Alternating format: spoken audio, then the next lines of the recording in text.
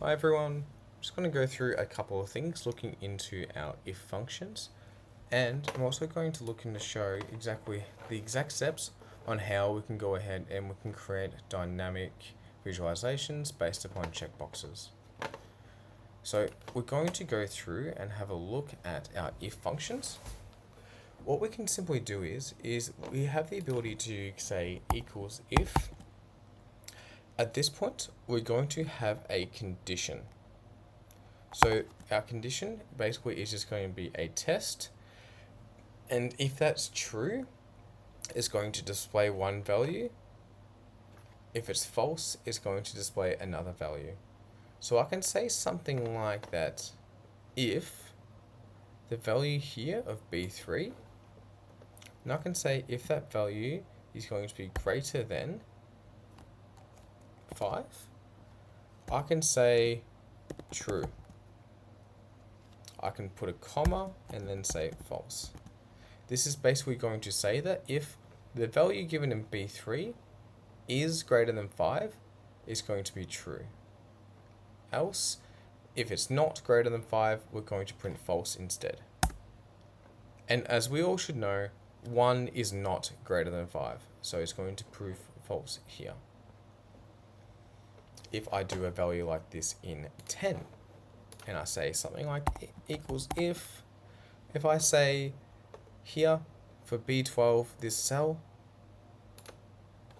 within the cell B12, we have the value of 10. If we say that within B12, the value of 10, if that is greater than 5, then print true, comma, print false. As we all should know, 10 is indeed a bigger number than 5, so that's going to print true. We can also do this here with under 5. So we can say something like equals if, open braces, if 1, and then instead of the greater than sign, which I always used to think of like a crocodile trying to eat the bigger number, we can use the less than sign instead.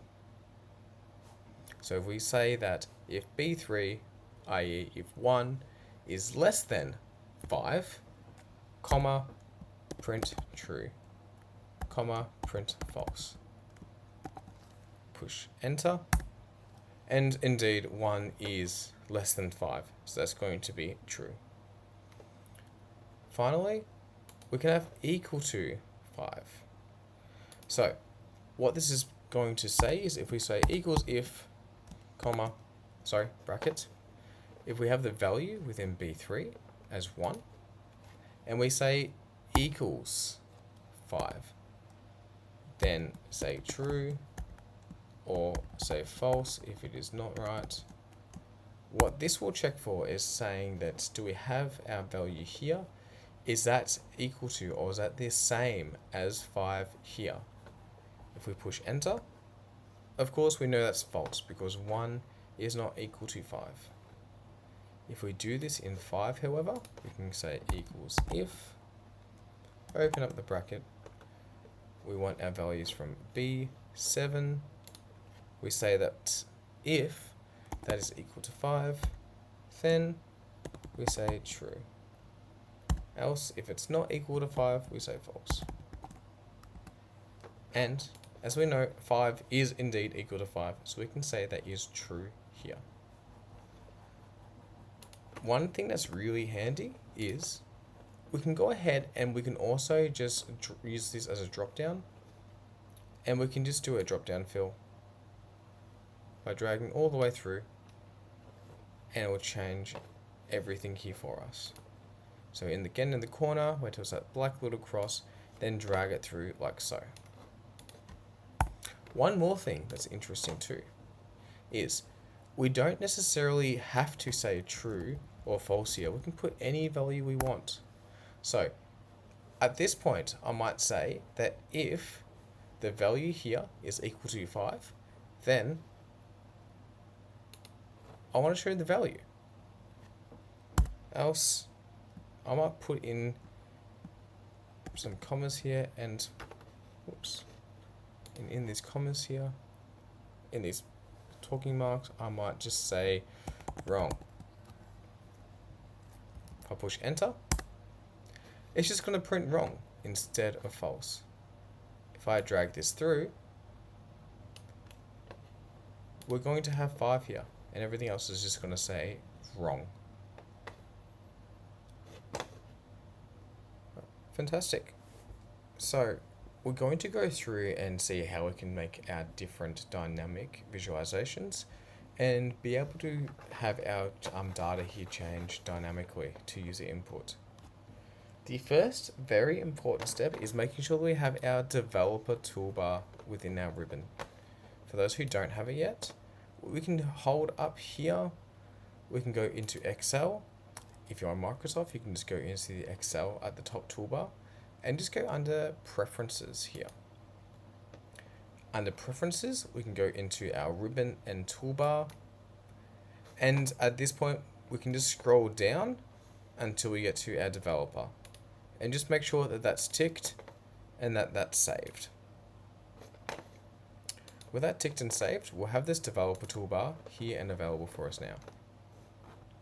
With it here and open, we can simply just click on a checkbox and we can just click somewhere to put it in.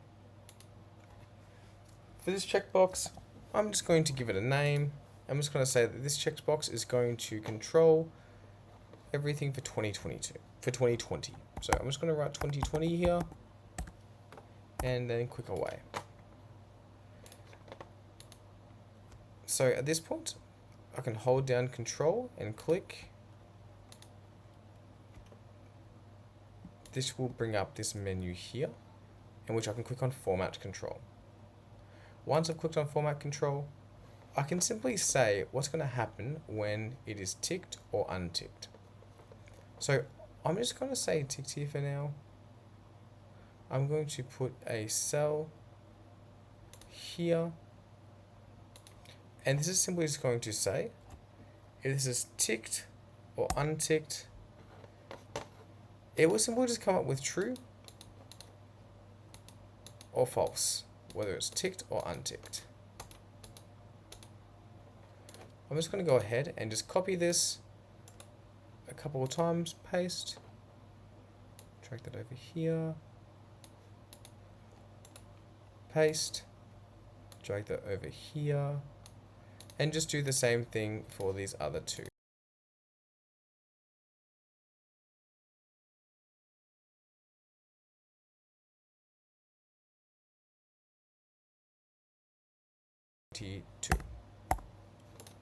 Now, as I click through, you can see we have true or false depending on whether each one is ticked or unticked. What we can do now is I'm simply just going to copy these down to here, just so we have another set of values that are going to take to here. I can put in a formula instead of this value here. And what this is going to do is we're going to use our if statement to say if something is true or false to take from the value given here, or to simply show NA. So we can go equals if. I'm going to open up my bracket and I'm going to say that if this value here for F4 is equal to true, then comma, I'm going to say that if this here, this F4 is equal to true, then I want this value to show, comma, if it's false or if it does not say true, I simply just want to say nothing. So I'm going to say not available NA and then do a double bracket like so. Now, when I untick this, this is going to say false, and this will change the value here. As we can see, I tick it, it's true.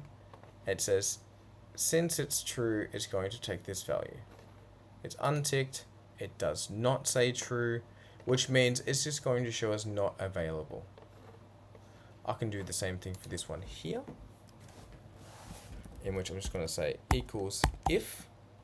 open the bracket, and I'm going to say if this value for 2021 is equal to true, then I wanted to show you this value for Q1 2021, comma, NA, open, close, close, enter. And the same thing is going to show and display depending on whether this is ticked or unticked. What I can do as well is I can just do a drag down, and this will auto-complete as well. So I click these two, drag it down. This will do an autocomplete here and follow the same formula.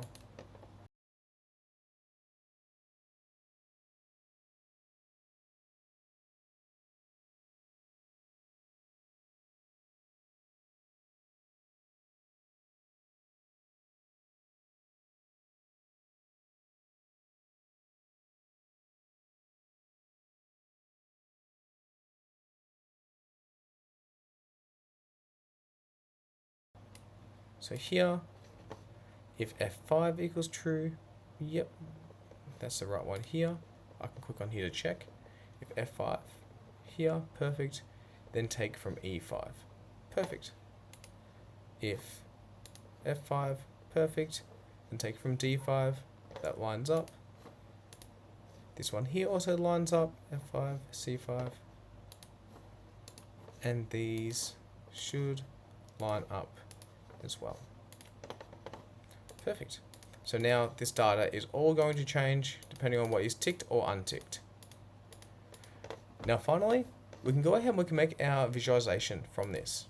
So if I were to select all the data between A10 to E13, I can go insert.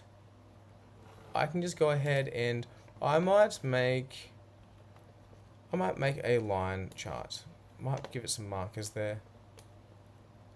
I'm going to adhere to my conventions by changing this chart title to quarterly sales growth results. I might go ahead and add a couple elements here quickly. Axis title for our primary vertical, in which I might say growth. Might say sales growth amount.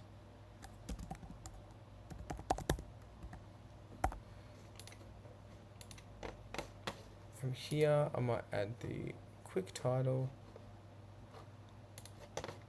I might say quarter or yearly quarter, give it a little bit more context. And then from here, with this one now, I can go ahead and I can tick. And these will show and display depending on what is ticked or what is unticked, making it a truly dynamic visualization.